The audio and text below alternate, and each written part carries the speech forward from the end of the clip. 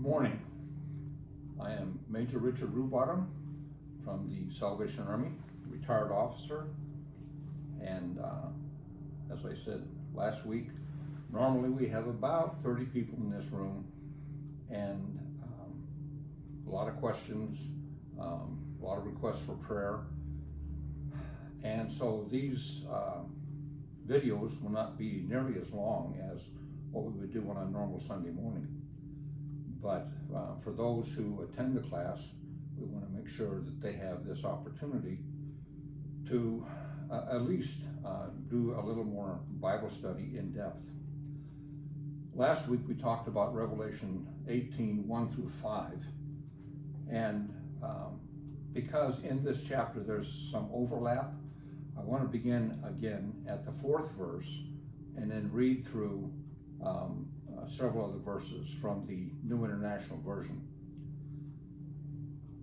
Then I heard another voice from heaven say, "Come out of her, my people, so that you will not share in her sins, so that you will not receive any of her plagues.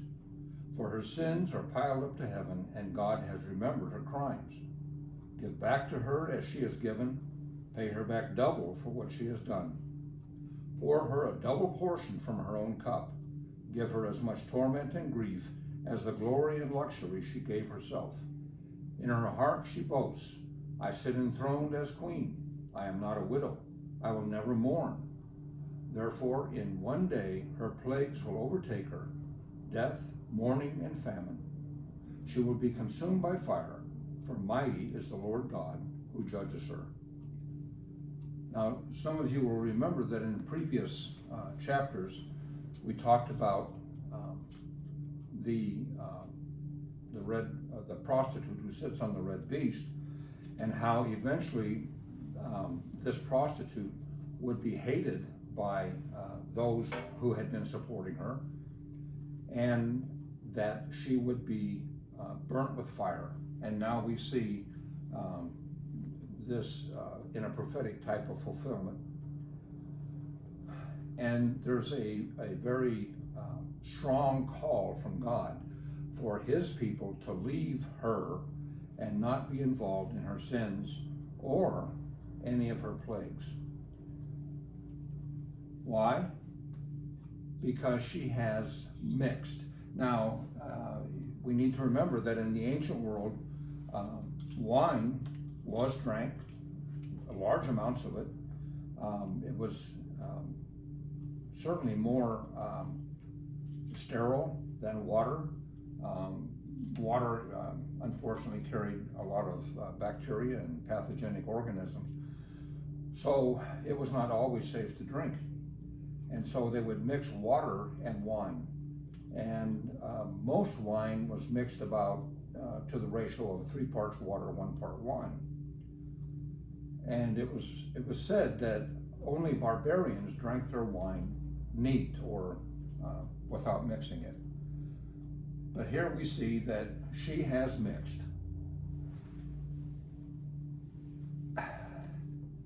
There's a Bible commentator by the name of Barclay who says that there are 2 very stringent laws that will always be carried out. Everyone reaps what they sow. And the second, pride and arrogance will result in humiliation. Now this word, hubrizo, is the Greek word for, when it's used of horses, it's when they snort and prance. And so oftentimes it's used of hubris, and you'll remember the English word hubris from this. This word does not appear in this part of Revelation, but it is a good word to remember because, unfortunately, human beings do have pride, and pride always goes before a fall. And so we need to keep that in mind. Another word that I wanted to talk about, we frequently in English translations, this word, plagai, is translated as plague, and it sounds like plague in English. But actually it means more like a wound, a grievous wound. This is more the word for a plague or a disease, and we always need to keep in mind that there is a difference between ancient Greek, Homeric Greek, and Koine Greek. Now, the New Testament is written in Koine, which means common, and so it could be that in New Testament times this word had come to mean more disease, but in large part it can be translated as a wound. Now, this city, remember, city is a feminine, grammatically feminine word, and so we talk about the city, her. She will weep and she will wail. Plasusin is to weep, and kapsantai is to wail. Now, John and almost every New Testament writer will continually refer back to what Christians call the Old Testament or the Hebrew Bible. And so John gets much of his imagery from Ezekiel 26 and 27. And so you can look those up if you want, and you will see much of the imagery that John uses in Revelation will be found there. It's always good to remember to use the cross references that are found in many English translations of the Bible that will point you back to a previous reference or a chain of references that will give you a little better understanding of what they're trying to say. Now, this idea of give her as much torment and grief as the glory and luxury she gave herself, that sounds very harsh. But let's remember that in this city, and we're going to talk about this in a little bit, there was an extreme luxurious attitude of great wealth and of great hubris. And this attitude had a lot to do with trampling on other people. Now today, we think of human trafficking, and it is a horrendous sin, but it's happening, and it's happening right here in our country. Obviously, it needs to stop, and Christians need to take a stand against this. The people who are being put into this kind of slavery are people we know, friends, neighbors, and so this is something that we need to be aware of. But this city practiced it on a great scale. And as I said, we'll see a little of that later on. So this city has mixed her wine, and now God is saying, let me pour out the cup of my wrath, which I will mix for her and give her double of what she has mixed. And her pride and arrogance will result in humiliation, and she will reap what she sows.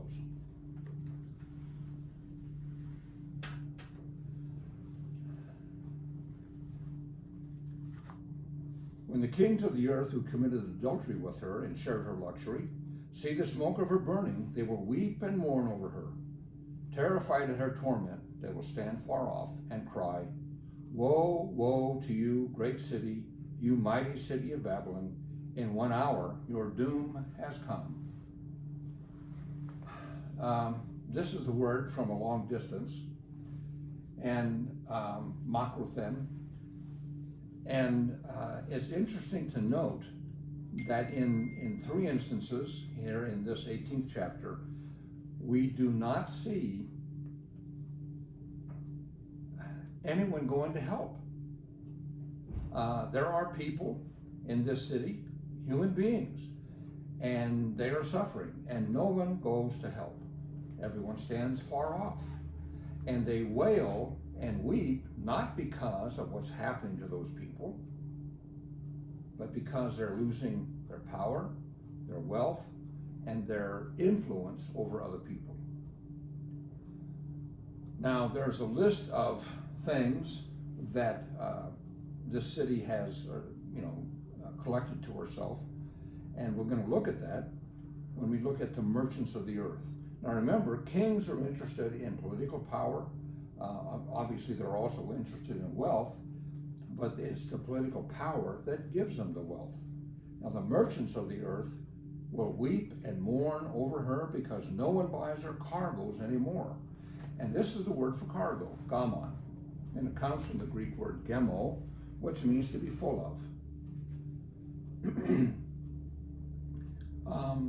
In the ancient world, much of what merchants were able to transport was done by ship. And the reason being, it was safer, it was quicker. There is a formula where if you traveled by ship, it would take you 3 days to get to a given point. But if you traveled by horse, it might be 10 days. And if you traveled by foot, it would be like 23 days. Now, don't hold me to that formula, because unfortunately I'm old and I forget things. But you can see that by ship, it was much more easy to transport large quantities of goods, and in the process to be safer and faster. And so the merchants are usually those who do their transportation of goods by water. And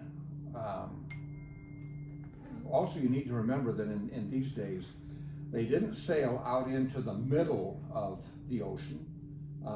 They stayed close to the shore. And one reason for this is because ships then were rowed. Now, they did have at least one sail on a mainmast, but as they rowed, they would become tired, and they would have to have a place to rest at night, and so they would stay close to shore. And also, it would be a place of safety if a storm should blow up. So these merchants will weep and wail over her, not because of what's literally happening to the city or to the people, but because now they have no one to buy their cargoes. Cargoes of gold, silver, precious stones and pearls, fine linen, purple, silk, and scarlet cloth, every sort of citron wood, and articles of every kind made of ivory, costly wood, bronze, iron, and marble. Cargoes of cinnamon and spice, of incense, myrrh, and frankincense, of oil and olive oil, of fine flour and wheat, cattle and sheep, horses and carriage, and finally, slaves and human beings. You can see that all the inanimate objects take precedence over animals and then people. And so, just as, there's too many words to list in the Greek, but margariton means of pearls. This is in the genitive case. I won't go into why, but it is in the genitive case, so it means of pearls. But you can see that there is a very popular drink in here, margarita, and the interesting thing about this is that Romans, who were very wealthy, would take pearls, mix them in wine, and drink it. I hesitate to say that would be the first margarita, but it's kind of an interesting use of the word. And then redon, again in the genitive, of chariots. But when we think of chariots, we think of these two-wheeled conveyances that carried a driver and a person with a bow or a spear, and so they were used in war. But these were four-wheeled, like wagons, and they were used to transport wealthy people. So they didn't have to get down and walk in the street where, streets back then were very dirty. Oftentimes they had substances on them that you wouldn't want to put your feet on. And the Latin word for this is rhydon. And you would see throughout these ancient cities, you would see these wagons carrying wealthy people. They'd have curtains so that they wouldn't have to look at the common people. And so you can see how this hubris that these people have even extends to their mode of travel. And they don't want to be tainted by what we call the common people. Now, this is a word that's often used for slaves. Somaton, again in the genitive. Soma is the word for body. And so some translators will translate this as the bodies of men. And a slave was somebody whose body literally was owned by the slave master. Now, in the United States, we had the terrible scourge of slavery in our country. That has been, for the most part, eradicated. But it's very difficult for people who want to have power over other people not to think of those people for whom they have power over as their property. And so this was something that was happening in this ancient world, and it was a terrible thing. Some slaves were treated well. Some of them were very well educated. Oftentimes slaves were doctors. Luke in the New Testament may have been a slave, and we know that he was a physician. And then there were slaves who were consigned to the mines, and their lifespan was very short. The writer of Revelation, John, was exiled to a mining community. Now, whether or not he had to work in the mines, we don't know. But when he wrote this book of Revelation, he is exiled to the island of Patmos. And there was a mining community. And of course, there would be many people working down in the mine, and they were not taken care of by any means because slaves were cheap. And in the Roman Empire, there were tens of thousands of slaves. And so, unfortunately, this was not, it was something that needed to be eradicated. And of course, with the destruction of this world system of Babylon, it will be. And this is something that we can look forward to. And then the last thing is the souls of people, psychos anthropon. Now, I think anthropon can be used in a generic term. Now, oftentimes it's translated men, but I chose to translate it as people. With our problems with gender today, I just want to make sure that people understand that this is not something that's aimed directly at just the male of the species, but people in general. And this word, psychos, whenever you see this letter in Greek, it's called a psi, or psi, as some people say, and it's kind of a double letter, a P and an S. But we see this in psychology, psyche, and other words like that. And so, but it does mean soul. Now, it's interesting that this does mean soul, but thumos also meant the spirit.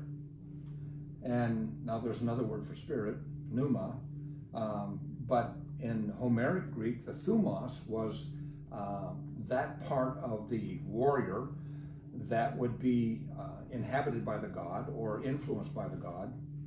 And so they were always concerned about what was happening in their spirit, but they did know this word, and they were very concerned with their soul as well. I heard someone say yesterday that the soul is something that people do not have because they are souls that have a body. I believe it was Ravi Zacharias who said that. And so as we look at this book of Revelation, and as we are moving towards this, the end of the 18th chapter, we need to remember that there is going to be this time of great destruction. And I personally believe that it will not be of a particular city, but of that world system, which will be thrown down, burnt, gotten rid of. Why? Because it is a system that takes people and makes them less than what people should be. As Christians, we know that we're created in the image of God, and thus we have value, we have worth, and to look upon another human being with the idea that I can control this person, I can own them, is the same thing as saying God's not the creator.